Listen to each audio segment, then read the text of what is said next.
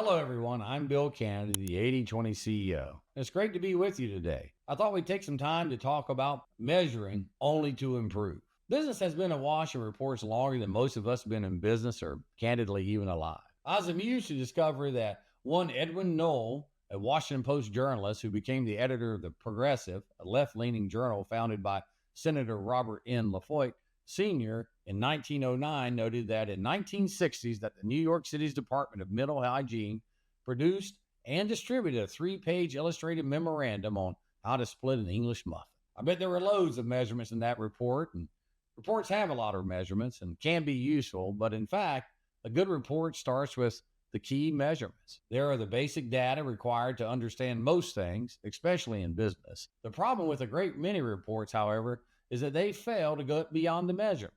To be useful, a report must begin with the data, the objective measurements, but must then conclude by applying those measurements, the data, to improvement. In fact, I'm not going to condemn a muffin memo I honestly haven't read for myself, but for all I know, it concludes by telling you how to split a muffin to perfectly optimize its flavor. If that's the case, the muffin memo deserves to stand as one of the great memos in history, and I hope someone finds it and republishes it. My point is that most reports had their objective transforming data into improvement. Very few people would complain about being buried under too many reports. In fact, the majority would clamor for more. That's why I love the 80/20 principle and want everyone to share my love for it. 80/20 is all about turning data into improvement. So I'm going to repeat my simple rule for ensuring continuous improvement. If you want tomorrow to be different from today, do something different today. The question is, what should that something be? The answer is found by applying 80/20. It shows you precisely what to do different. I want to thank you for your time to learn more about PGOS, the 80/20 operating system.